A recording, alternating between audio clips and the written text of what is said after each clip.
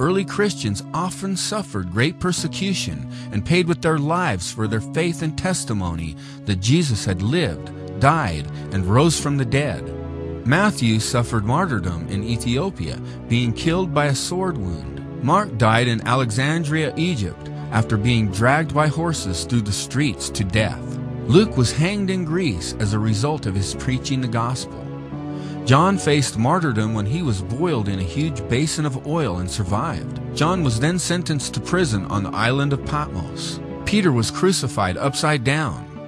James, the leader of the church in Jerusalem, was thrown over 100 feet down from the pinnacle of the temple after he refused to deny his faith in Christ.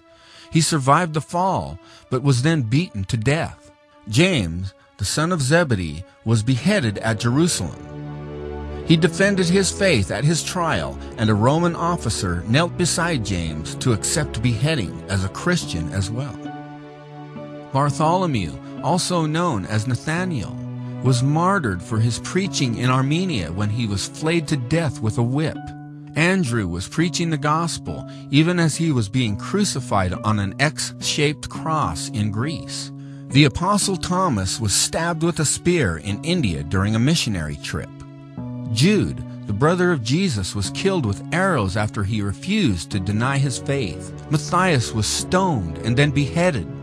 Barnabas was stoned to death at Salonika.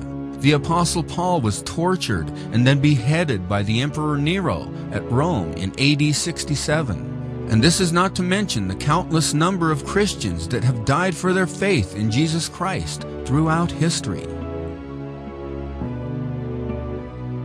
The skeptics will reply that the martyrdom of these people proves nothing because many people die for their beliefs. Actually, it proves that the disciples weren't intentionally lying. For example, we can look at the Islamic suicide bombers and terrorists that give their lives to kill many others.